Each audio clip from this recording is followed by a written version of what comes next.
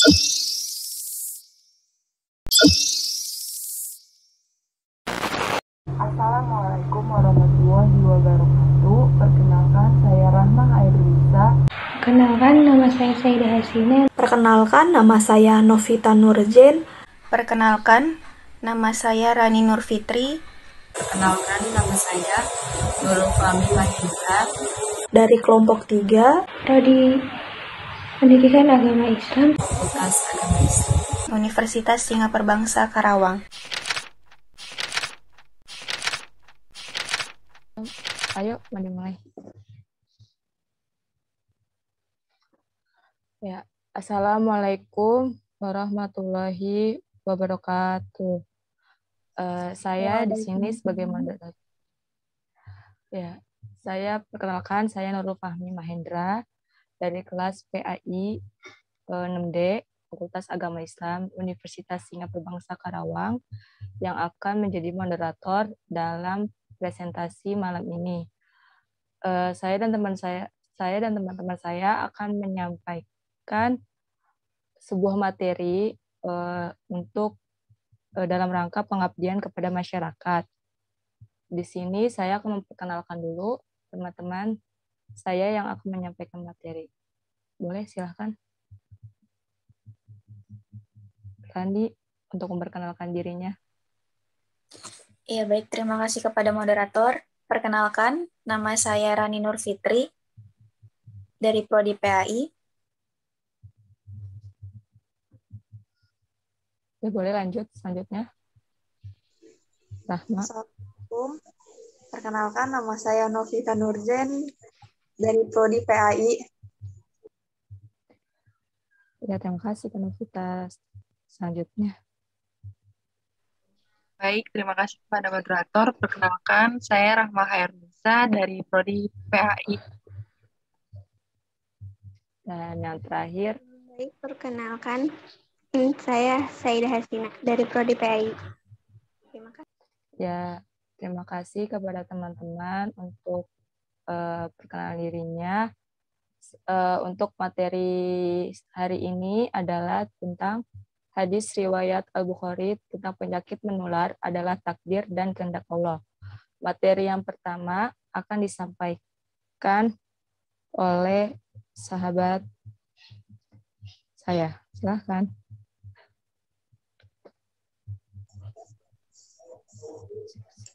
Baik, terima kasih moderator. Ya, untuk hadis mengenai penyakit menular adalah takdir dan kehendak Allah Subhanahu wa taala sebagai berikut. Bismillahirrahmanirrahim.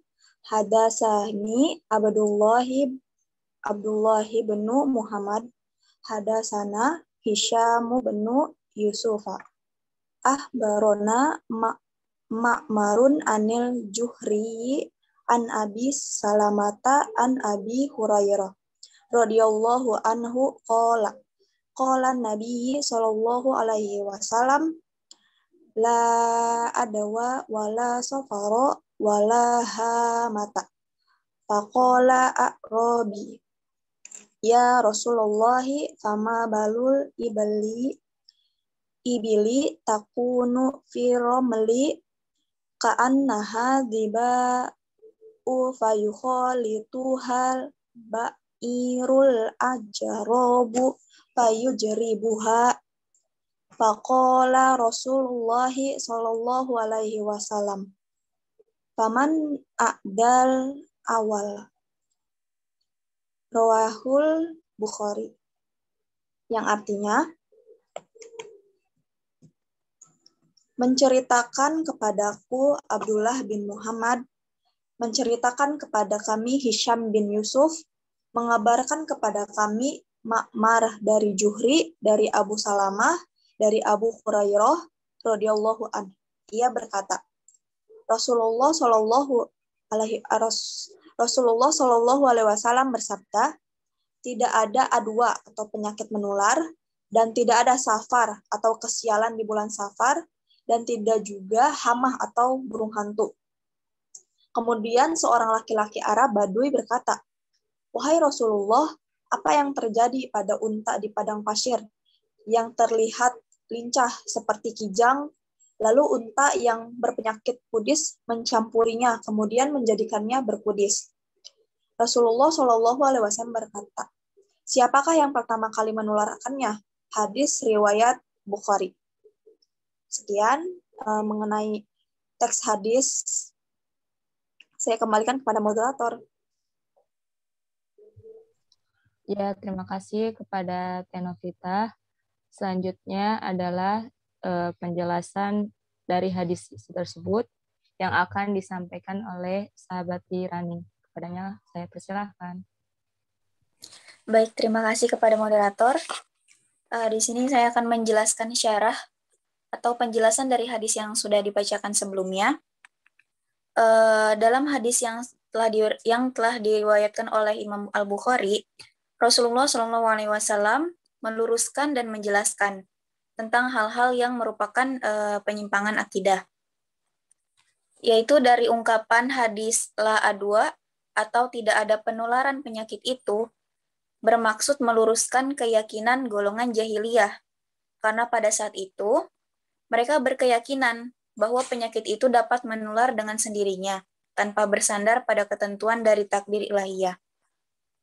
Nah, oleh sebab itu, untuk meluruskan keyakinan mereka, Rasulullah menjawab pertanyaan mereka dengan pertanyaan pula. Nah, adapun pertanyaan yang ditanyakan oleh seorang Arabi atau penduduk pedesaan Arab, mereka bertanya kepada Rasulullah, "Wahai Rasulullah, lalu bagaimana dengan unta yang semula sehat, kemudian berkumpul dengan unta yang kudisan kulitnya, sehingga unta tersebut menjadi kudisan pula?" Kemudian Rasulullah SAW menjawab dengan sebuah pertanyaan. Lalu siapa yang menularkan kudis pada unta yang pertama? Jadi sakit atau sehat, musibah atau selamat, itu semua kembali kepada kehendak Allah. Nah, penularan dari penyakit itu merupakan sebuah sarana dari berjalannya takdir Allah. Namun, semuanya kembali kepada Allah.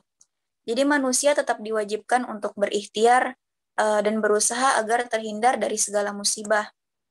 Sebagaimana Rasulullah SAW menjelaskan dalam hadisnya, janganlah unta yang sakit didatangkan pada unta yang sehat. Ataupun pada hadis yang lain juga disebutkan, larilah dari orang yang sakit lepra, seperti kamu lari dari singa. Lalu pada maksud hadis dari kalimat la tiarota, atau tidak diperbolehkan meramalkan adanya hal-hal buruk, merupakan sandaran tawakal manusia itu hanya patut kepada Allah Subhanahu wa taala, bukan terhadap makhluk atau ramalan. Karena hanya Allah yang menentukan baik dan buruk, selamat atau sial, dan kaya atau miskin. Dan pada masa peradaban jahiliyah, mereka menggantungkan nasib baik dan nasib buruk pada kepakan sayap seekor burung. Jadi zaman dulu orang-orang jahiliyah itu ketika mereka akan berpergian atau aktivitas lain, mereka itu melepaskan seekor burung. Jadi apabila burung terbang ke arah kanan atau belok ke arah kanan, maka pertanda nasib baik dan mereka akan meneruskan perjalanannya. Namun sebaliknya, jika burung yang diri, maka pertanda nasib buruk dan mereka akan mengurungkan perjalanannya karena mereka meyakini kalau itu merupakan pertanda buruk. Selanjutnya, ungkapan dari kalimat hadis wala hammata adalah tidak baik dari berprasangka buruk akan datangnya bencana atau musibah. Jadi pada saat zaman dulu orang Arab jahiliyah itu mempercayai jika di malam hari ada burung hantu terbang di atas rumahnya, maka itu menandakan akan ada yang meninggal dunia. Mereka juga mempercayai jika ada pembunuhan yang belum terbalaskan, kemudian malam harinya ada burung hantu yang terbang di atas rumahnya, itu menandakan bahwa ruh dari orang yang dibunuh itu belum tenang, masih menghantui atau masih melayang-layang menuntut pembalasan. Jadi pemahaman dan kepercayaan itu jelas keliru, jelas salah, sehingga Rasulullah meluruskan dengan hadis yang telah dijelaskan pada materi ini. Adapun dari maksud kalimat wala safaro atau tidak ada keburukan dalam bulan Safar. Nah, hadis ini kan maksudnya untuk mematahkan keyakinan yang keliru di kalangan jahiliyah. Jadi pada saat itu mereka menganggap bahwa bulan Safar merupakan bulan yang kurang baik, yang banyak musibah dan bencana, sehingga mereka menilai dan berprasangka buruk terhadap bulan Safar ini. Sedangkan menurut Islam itu kan semua bulan dan hari itu baik. Masing-masing hari dan bulannya itu mempunyai sejarah, keistimewaan, dan ada peristiwa masing-masing. Jadi jika bulan tertentu mempunyai sisi nilai keutamaan yang lebih, itu bukan berarti bulan yang lain yang nggak punya keutamaan lebih itu berarti buruk. Itu belum tentu. Nggak seperti itu gitu teorinya. Misalnya contohnya dalam bulan Ramadan ada peristiwa nuzulul Quran dan Lailatul Qadar. Nah dalam bulan Rajab ada peristiwa Isra dan Mi'raj. Dan dalam bulan Rabiul Awal ada peristiwa Maulid atau kelahiran Rasulullah dan lain-lain. Nah, jikalau ada kejadian tragis atau peristiwa yang kurang baik dalam sebuah bulan, itu bukan berarti bulan tersebut itu bulan yang bisa disebut bulan kesialan, enggak gitu. Namun kita justru harus pintar mencari hikmah yang bisa kita ambil, yang bisa kita petik dari setiap peristiwa yang terjadi di bulan-bulan tersebut gitu. Dan amaliyah apa yang memang patut kita kerjakan di bulan-bulan tertentu gitu. Sehingga mungkin kan ada suka misalkan kita ngelakuin amaliyat A, amaliyah B, itu bisa diyakini kalau misalkan kita ngelakuin amaliyah tertentu, kita bisa terhindar atau selamat dari berbagai musibah. Sekian materi yang saya sampaikan, saya kembalikan kepada moderator. Ya, terima kasih kepada Rani untuk penyampaian materinya. Selanjutnya adalah tentang nilai pendidikan dari hadis yang akan disampaikan oleh Rashma Khairunisa. Kepadanya saya persilakan. Baik, terima kasih kepada moderator. Selanjutnya, materi selanjutnya, di sini saya akan menjelaskan mengenai nilai pendidikan yang tercantum di dalam hadis yang telah dibacakan tadi.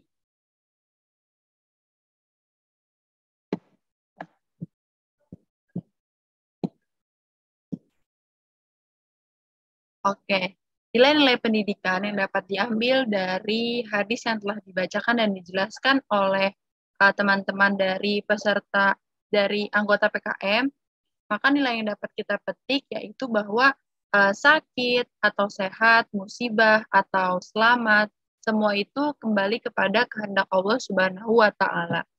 Penularan hanyalah sebuah sarana berjalannya takdir Allah. Namun walaupun kesemuanya itu akan kembali kepada Allah Subhanahu wa Ta'ala. Jadi hal tersebut itu bukan menjadikan manusia itu menjadi itu sudah takdir Allah, ya udah kita diam aja, tunggu nanti juga kalau sembuh ditakdirkan oleh Allah juga. Nah, hal tersebut dapat kita pahami gitu bahwa dengan Allah memberikan ujian kepada kita sebagai manusia. Nah, di situ Allah itu ingin menguji keimanan kita juga, bahwa sampai mana gini cara ikhtiar kita, cara tawakal kita, cara mendekatkan dari diri kita kepada Allah Subhanahu wa Ta'ala. Maka manusia itu diwajibkan tetap untuk berikhtiar dan berusaha. Berikhtiar atau berusaha dan tawakal sehingga agar terhindar dari segala musibah. Jadi bagaimanapun apapun yang terjadi dalam diri kita, baik itu kesenangan ataupun kesedihan, itu memang berasal dari Allah. Tapi kita sebagai manusia harus berusaha, senantiasa berusaha, dan terus berdoa gitu. Karena kan tadi posisi kita itu sedang diuji oleh Allah. Nah, Allah ingin melihat sejauh mana kita itu dekat dengan Allah dan yakin bahwa semua yang diberikan kepada kita itu ada hikmah baiknya yang terkandung di dalamnya. Begitu nilai-nilai pendidikan yang dapat diambil dari hadis tersebut. Terima kasih, dikembalikan kepada moderator. Ya, terima kasih Rashma. Materi untuk materi pertama yang akan disampaikan sudah selesai. Selanjutnya dibuka untuk sesi tanya jawab. Bagi peserta Zoom yang ingin bertanya, boleh on mic ataupun chat di kolom chatnya.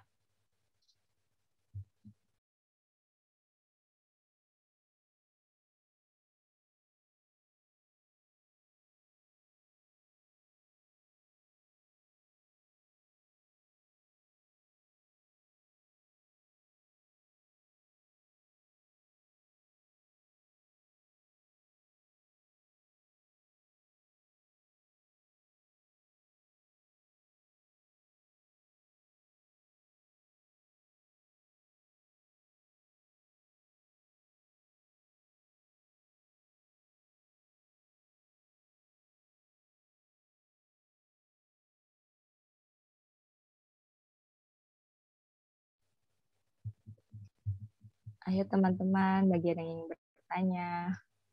Mungkin dari materi kita terlalu cepat atau ada pengetahuan yang kalian tahu, yang pengen ditambahkan atau disampaikan, boleh silakan. Ada yang ingin bertanya?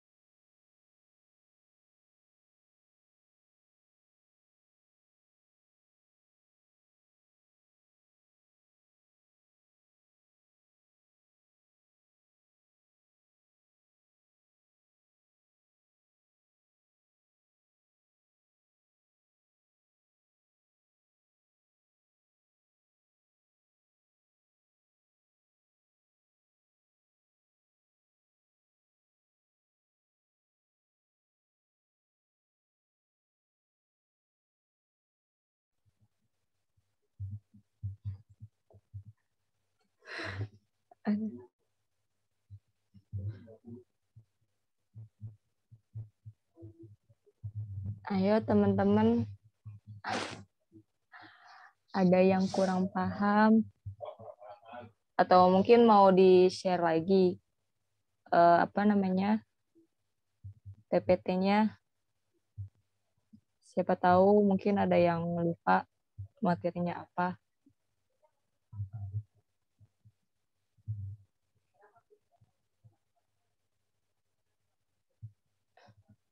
Oh, bentar. Oh, ya, alhamdulillah akhirnya ada yang bertanya ya. Di sini katanya perkenalkan, nama saya Aina. Saya izin bertanya dari hadis di atas, hal apa yang dapat dikaitkan dengan kejadian penyebaran COVID-19 saat ini? Ya, terima kasih Aina. Sebentar ya, kita cari dulu jawabannya. Baik teman-teman yang untuk anggota PKM, apabila ingin menjawab pertanyaan dari saudari Aina.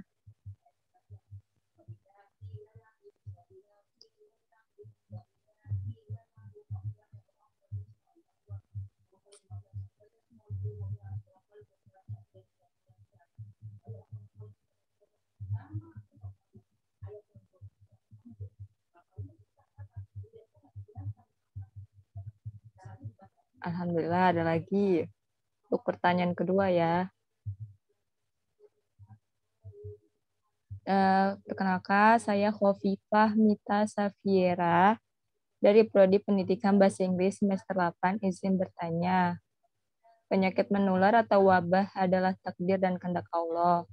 Lalu menurut ajaran Islam, apa saja hikmah yang dapat diambil dari peristiwa tersebut? Terima kasih. Sama-sama Khofifah. Ya, ayo untuk peserta PKM, ayo bagi teman-teman yang ingin bertanya, boleh silakan tanya lagi, ditunggu. Sambil kita mencari jawaban dari saudari Aina dan saudari Khofifah. Oke, moderator, izin menjawab pertanyaan dari Teh Aina. Oke, baik, silahkan Najma. Baik, terima kasih. Saya izin membacakan ulang pertanyaan dari Teh Aina. Pertanyaannya itu dari hadis di atas, hal apa yang dapat dikaitkan dengan kejadian penyebaran COVID-19 saat ini? Nah, hal yang dapat dikaitkan gitu ya. Tadi kan kita membahas bahwa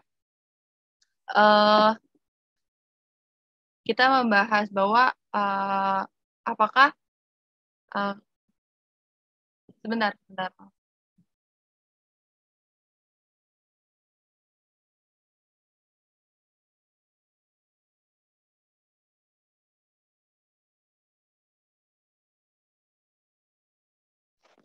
Oke, maaf sebentar ada kendala. Jadi, kan hadis di atas dijelaskan ya bahwa apa sih tentang penyakit menular. Maaf, ada ini lagi hujan. Oke, jadi tadi tuh dijelaskan bahwa ada tentang penyakit menular adalah takdir dan kehendak Allah. Nah, yang dapat kita kaitkan ya dengan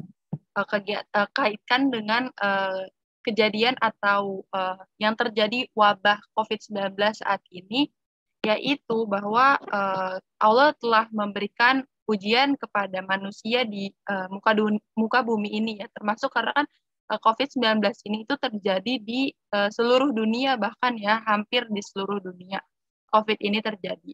Nah, hal tersebut dapat kita ambil gitu hikmahnya bahwa Allah itu memberikan ujian kepada kita gitu, ujian dari penyakit-penyakit yang menular, bahwa kan COVID-19 yang kita ketahui itu sangat cepat penularannya.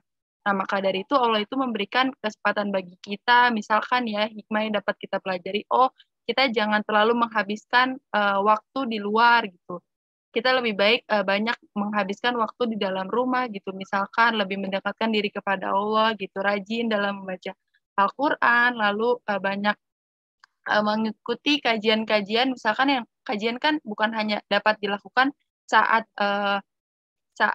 offline ya, online juga dapat kita ikuti gitu, seperti salah satunya contohnya ini kita sedang mengikuti pengabdian kepada masyarakat gitu atau PKM, turut hadir dan ikut bergabung mendengarkan penjelasan-penjelasan mengenai hadis-hadis yang mungkin berkaitan dengan masalah-masalah pada saat ini. Nah, maka dari itu hadis tersebut gitu menjadikan kita manusia itu lebih untuk mendekatkan diri kepada Allah, lalu lebih ikhtiar dan lebih memperbanyak tawakal kepada Allah dengan berdoa dan berusaha agar COVID ini atau memang penyakit-penyakit yang di luar sana itu lebih mudah pergi gitu dari muka bumi ini. Jadi seperti itu. Jadi ya, itu sebagai peringatan gitu kepada kita agar kita lebih mendekatkan diri kepada Allah, lebih tidak banyak melakukan aktivitas di luar yang berlebihan gitu. Jadi sekarang kan lebih yang bersifatnya kayak penting baru kita sempatkan untuk keluar. Jika tidak penting kita ya di rumah saja gitu. Hal tersebut mengajarkan kita juga untuk lebih produktifnya, lebih penting lagi tidak banyak untuk membuang-buang waktu. Jadi seperti itu sih, lebih mengingatkan kita aja gitu. Allah itu sedang menguji kita untuk mengingatkan kita agar lebih dekat kepada Allah Subhanahu wa taala. Seperti itu. Terima kasih.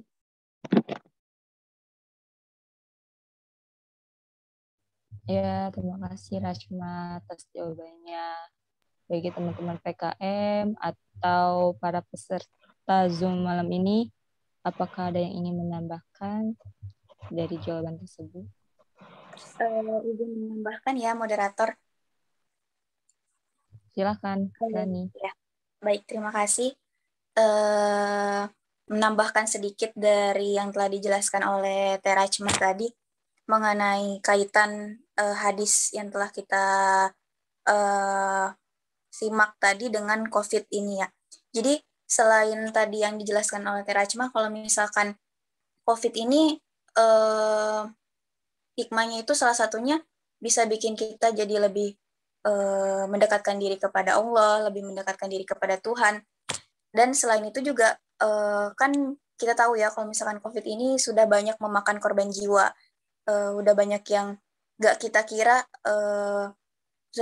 sudah banyak yang kehilangan anggota keluarganya. Jadi secara tidak langsung menjadi pengingat kita akan kematian gitu. Jadi benar-benar kematian itu hidup dan mati kita tuh emang cuman Tuhan atau cuman Allah yang tahu gitu.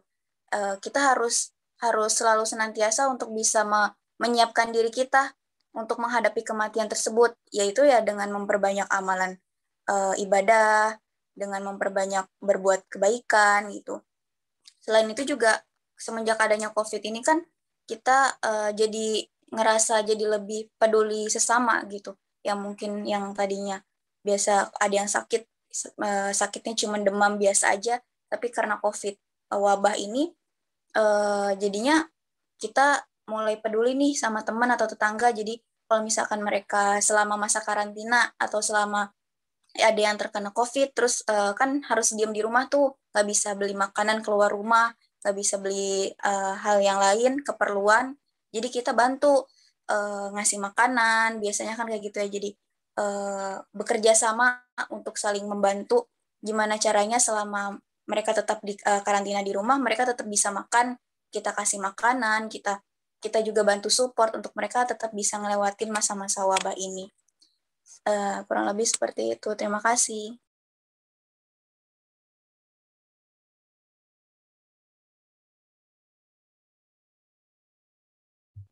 Oke, terima kasih Rani. Sebelum itu, ini ada yang bertanya lagi. Mohon maaf, izin bertanya sebelumnya. Perkenalkan, nama saya Fatimah dari Universitas UIN Bandung dari jurusan Bahasa dan Sastra Arab. Pertanyaannya, apa dosa bagi orang yang mempercayai tentang kesialan-kesialan itu karena ada sesuatu? Terima kasih.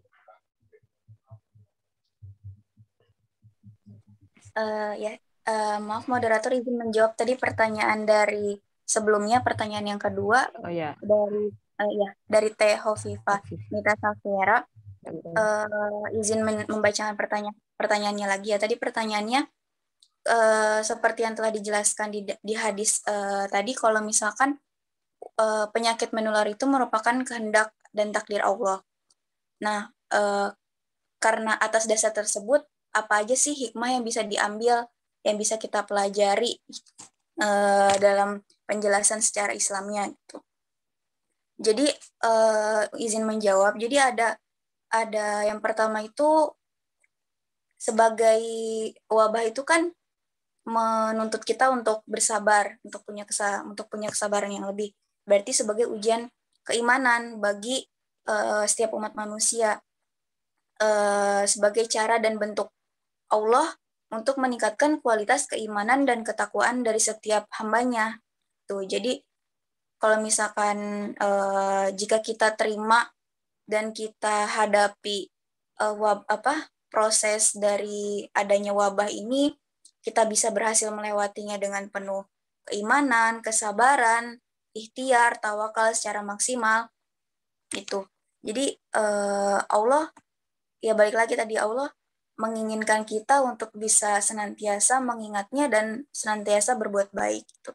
Dan yang kedua, hikmahnya itu bisa menjadi sebagai sebuah teguran dari Allah untuk hambanya.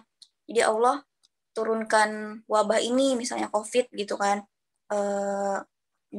membuat banyak orang ketakutan akan wabah ini gitu. Jadi teguran kalau misalkan mungkin juga dari kita masih banyak melakukan kesalahan, kelalaian gitu dalam melaksanakan perintahnya gitu. Terus juga mungkin kita masih lalai dalam menjauhi segala larangannya gitu. Dan yang terakhir itu sebagai bentuk azab dari Allah untuk hambanya. Jadi misalnya boleh jadi penyebaran virus ini tuh kenapa merupakan azab dari Allah? Karena manusia mungkin ada beberapa manusia yang memang menjauhi agama. Jadi jauh dari agamanya, jauh dari Tuhannya, jauh dari Allah gitu. Bahkan mereka musyrik gitu, menyekutukan Allah gitu. Jadi ya diturunkanlah wabah ini untuk mereka-mereka yang menyekutukan Allah atau berbuat hal-hal yang memang menjauhi agama dan mengingkari agama, ya itu sebagai azab gitu. Kurang lebih seperti itu. Terima kasih. Ya, sama-sama Teh Rani. Bagi peserta Zoom atau PKM ada yang ingin menambahkan? Izin menambahkan. Baik, silahkan. Mau nambahin yang hikmah. Ada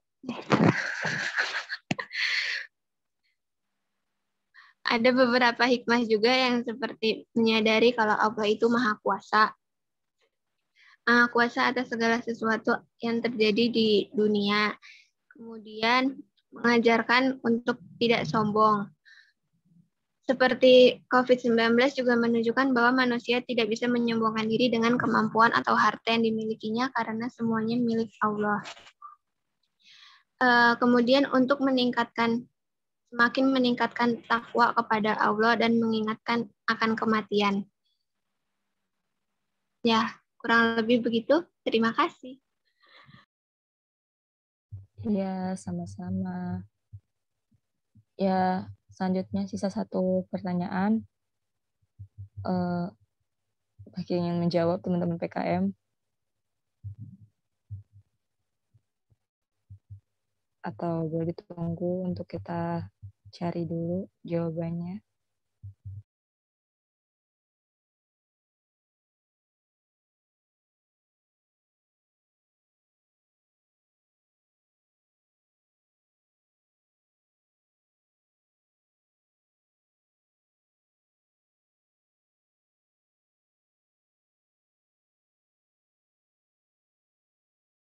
Oke, saya izin menjawab pertanyaan dari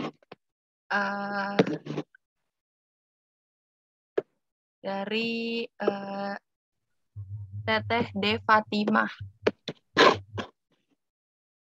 Oke, jadi pertanyaan itu apa sih dosa bagi orang ya yang mempercayai tentang kesialan-kesialan?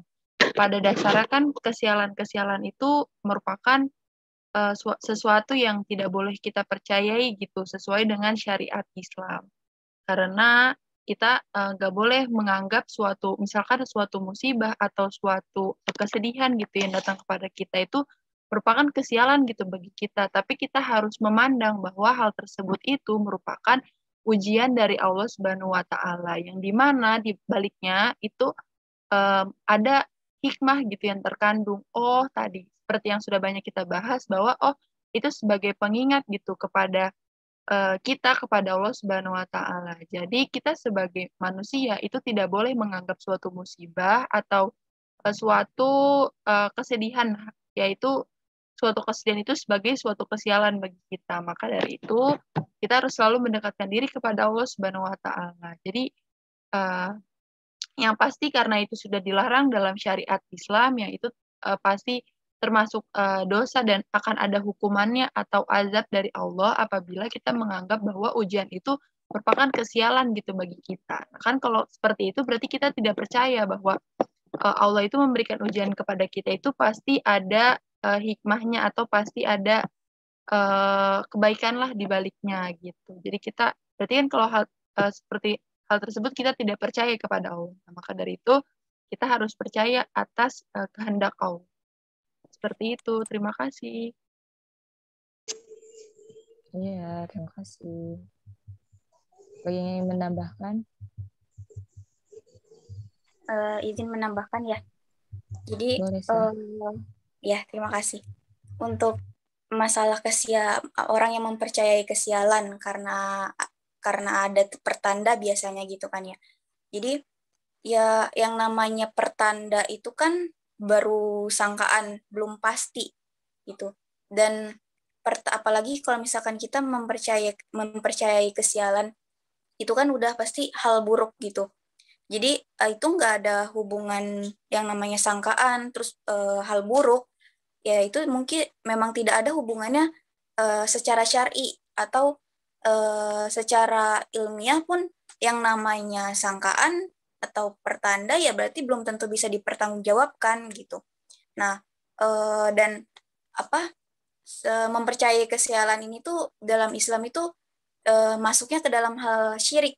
Jadi udah jelas haram gitu. Yang namanya untuk masalah dosa atau apa yang akan kita terima, balasan apa yang akan kita terima jika kita melakukan mempercayai kesialan atau yang bisa disebut dengan masuk ke dalam kategori syirik ya, itu hanya Allah yang tahu apa balasan.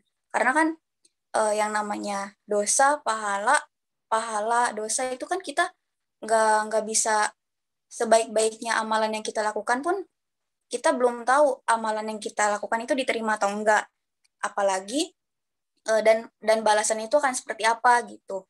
Dan kan ada tingkatannya gitu kan, sama ya kayak surga juga ada tingkatannya, neraka juga ada tingkatannya, jadi ya sama, balasannya ya hanya Allah yang tahu gitu. Yang lebih seperti itu. Terima kasih. Iya, sama-sama. Apakah ada yang ingin menambahkan lagi?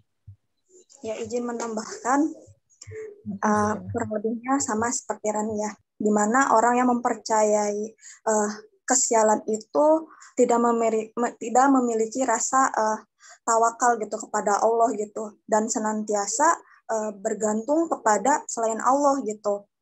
Dia mempercayai akan adanya kesialan tersebut seperti itu. Terima kasih moderator.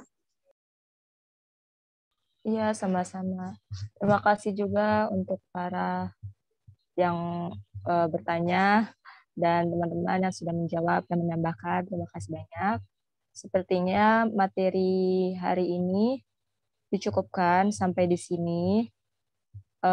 Kesimpulan yang bisa saya dapat dari materi hari ini adalah bahwasanya musibah itu semuanya tidak ada yang istilahnya itu diberikan untuk ujian buat kita. Mungkin Allah memberikan musibah itu ada sesuatu di balik itu, kayak, dan ada juga kan hadis kayak suatu masalah itu udah Allah kasih nih buat hambanya, jadi Allah tidak mungkin melewati batas dari kemampuan hambanya. Mungkin penyakit itu juga kan suatu penggugur dosa bagi kita. Mungkin Allah istilahnya sekarang COVID ya, COVID gak ada berhentinya. Mungkin seharusnya bagi manusia, bagi kita semua umat Islam kayak coba untuk berintrospeksi diri, kayak mungkin di sini ada yang kayak kita kurang beriman kepada Allah, dunia ini sudah mulai tidak benar ya. Jadi itu yang dapat saya simpulkan. Untuk materi hari ini cukup sampai di sini. Kurang lebihnya mohon maaf dari saya. Kita membaca doa kafaratul majlis. Subhanakallahumma wa bihamdika asyhadu an la ilaha illa anta astaghfiruka wa atubu ilaik. Ya, terima kasih kepada teman-teman. Kurang lebihnya mohon maaf. Wassalamualaikum warahmatullahi wabarakatuh. Waalaikumsalam warahmatullahi wabarakatuh.